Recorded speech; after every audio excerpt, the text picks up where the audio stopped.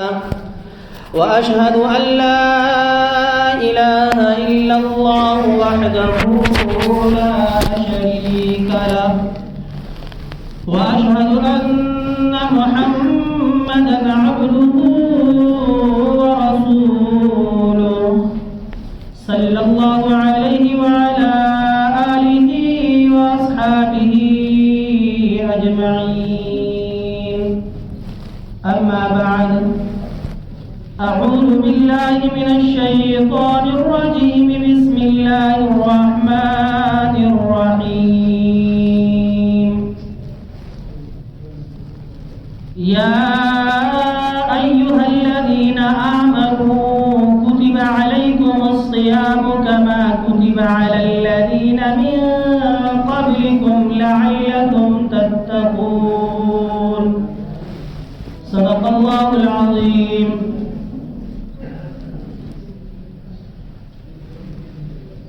وقال رسول الله صلى الله عليه وسلم: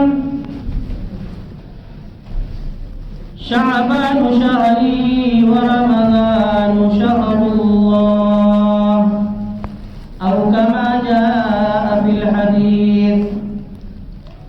محترم و معزز مقتدر مسلیان اعزام، عزیزوں، بزرگوں اور دوستوں، اللہ تبارک و تعالی کا بہت بڑا احسان اور فضل عظیم ہے کہ وحدہ لا شریک لہ نے ہم سب کو آج جیسا مبارک دن نصیب فرمایا. مزید اللہ کا کرم یہ ہوا کہ رمضان المقدس کے بابرکت مہینے کا پہلا جمعہ ہم سب کو اللہ تبارک و تعالی نے عطا فرمایا. دعا کریں کہ اللہ تبارک و تعالی ہماری زندگیوں میں بار بار ایسا دن ہمیں نصیب فرمائے.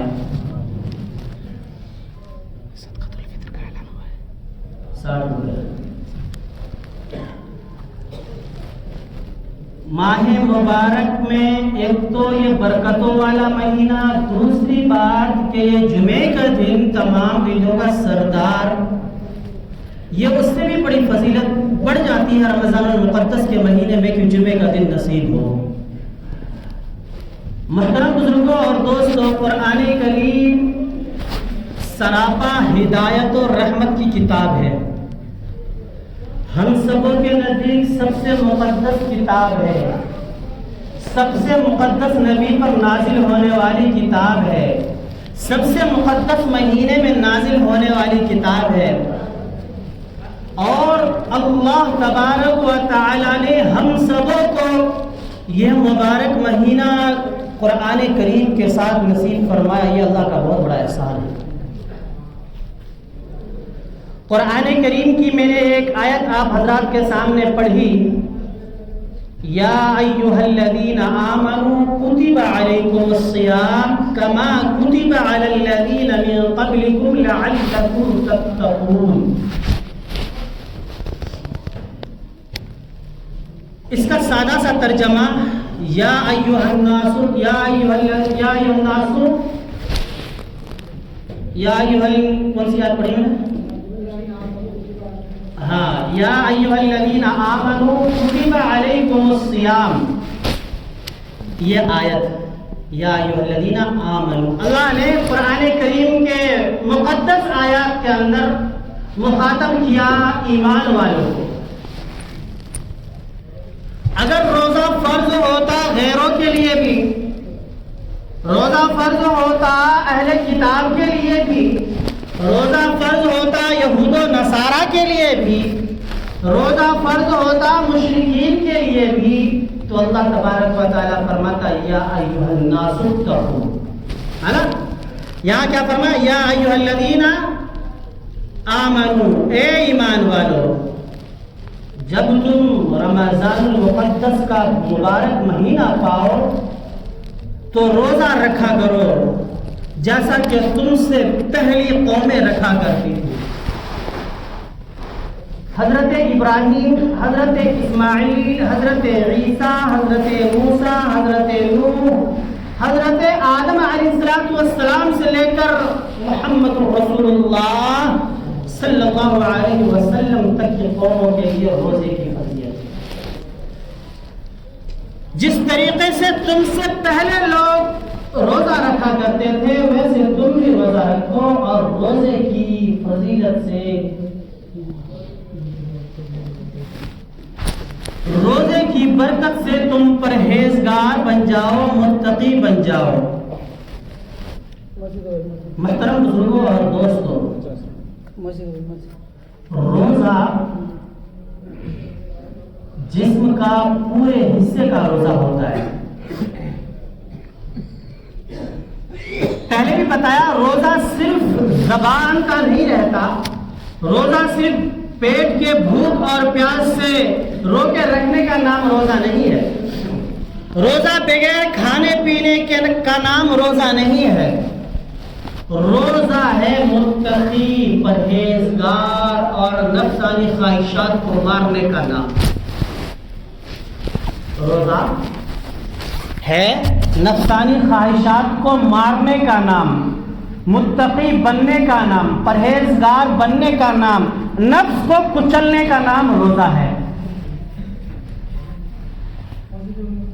11 مہینے ہم نے اپنی مرضی سے کھایا پیا، کمایا کھایا، سب کچھ کیا۔ رمضان المقدس کا مہینہ آیا، رب کا حکم ہوا کہ رمضان المبارک کا مہینہ جب تم پاؤ تو تم پر روزہ فرض ہے، روزے کی ادائیگی کرو۔ سامنے کھانا رکھا ہوا ہے، عمدہ لذیذ کھانا رکھا ہوا ہے، دوپہر کا وقت ہے، بھوک شدت کی لگی ہے، پیاس بہت زور کے لگی ہے، کھانے ٹھنڈا پانی موجود ہے، شربت موجود ہے، روح افزا موجود ہے، مرغ مسلم موجود ہے، مگر ہم کھا نہیں سکتے۔ کیوں نہیں کھا سکتے؟ رب کے حکم کو مان کر اس کو کھا نہیں سکتے، رب کے حکم کی فرما برداری کر کے دوپہر کے وقت اس چیز کو ہم اپنے زبان کے قریب نہیں لے جا سکتے۔ کیوں؟ یہی تو ہے نفس پہ قابو پر۔ نفس اندر سے کہہ رہا ہے کھانا اچھا ہے، مرغ مسلم ہے، نہاری ہے، کوفتہ ہے، قورمہ ہے، بریانی ہے، شربت ہے، پینے کی چیزیں ہیں، نفس اندر سے کہہ رہا ہے، مگر پھر وہی نفس کہہ رہا ہے رب کا حکم ہے نہیں کھانا، رب کا حکم ہے پرہیزگار بننا۔ تمہارے سامنے کھانے کی چیز موجود ہے، مگر جب تک رب کا حکم نہیں ہوگا آپ کھا نہیں سکتے۔ یہ اللہ تبارک و تعالی نے نفس کو کچلنے کا ایک ذریعہ دیا، نفس کو اپنے تابع کرنے کا ایک طریقہ دیا۔ رب کا حکم ہوا صبح شادی سے پہلے جتنا کھا سکتے ہو کھا لو، غروب آفتاب کے بعد سے کھانا شروع کرو، صبح صادق تک تم کھاؤ، اچھی اچھی غذائیں کھاؤ، اچھی اچھی چیزیں کھاؤ۔ صبح صادق کے بعد آپ کھا نہیں سکتے، پی نہیں سکتے، اب وہ چیز آپ کے اوپر کیا ہوگی؟ وہی چیز ہے روزے کی حالت میں، وہ چیز جائز ہے، روزے کی حالت میں اس چیز کو ہم کھا سکتے ہیں، مگر جب ہم نے روزہ رکھ لیا تو روزے کو جب ہم نے توڑا تو گویا کہ ہم نے فرض کو توڑا۔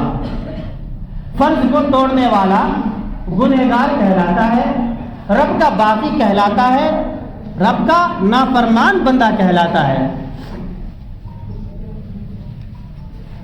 اگر رمضان المقدس کا مہینہ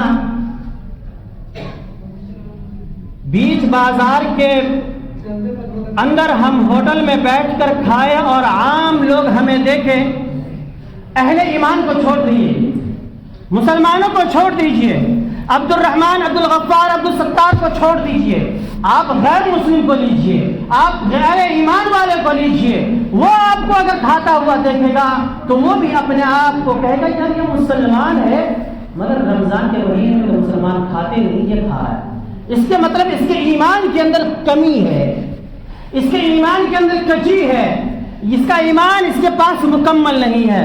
ایمان والا دور کی بات، غیر ایمان والا آپ کے خلاف، آپ کے پرتی یہ تصور اپنے ذہن میں کرے گا یا نہیں کرے گا؟ کیوں؟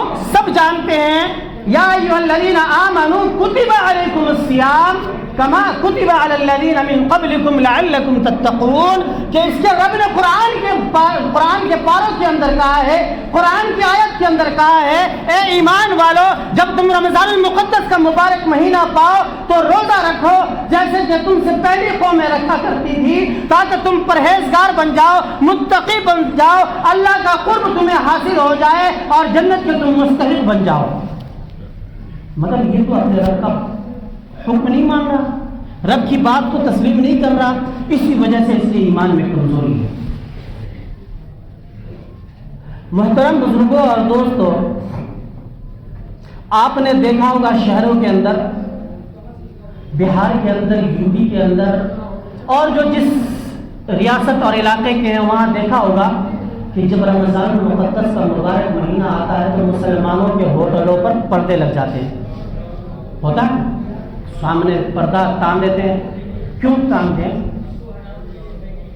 اس کی وجہ یہ ہوتی ہے کہ ایسا نہ ہو کھانا کھانے والے کو دیکھ کر اس کے سامنے آنے جانے والے روزے دار کے دل میں کچھ وساوس آ جائے، اس لیے وہ پردہ لگا کر غیروں کو کھانا کھلاتے ہیں جو روزہ نہیں رکھتے۔ مگر آج کل کے جدید دور کے اندر اس پردے کے اندر جا کر دیکھیں تو 90% اہل ایمان بیٹھ کر کھانا تناول فرماتے ہیں، ہوتا ہے نہیں ایسا؟ ہم اپنے آپ کو اس مقدس مہینے کے اندر، اس مبارک دن کے اندر اپنے گریبان میں جھانکے اور دیکھیں کہ ہم اپنے ایمان میں کہاں پہنچے۔ رمضان المقدس کا مبارک مہینہ، رمضان المقدس کے مبارک مہینے میں ہمیں کہا گیا آپ پر واجب الوجوب ہے کہ آپ رمضان کے روزے کے ساتھ تراویح کا اہتمام کریں۔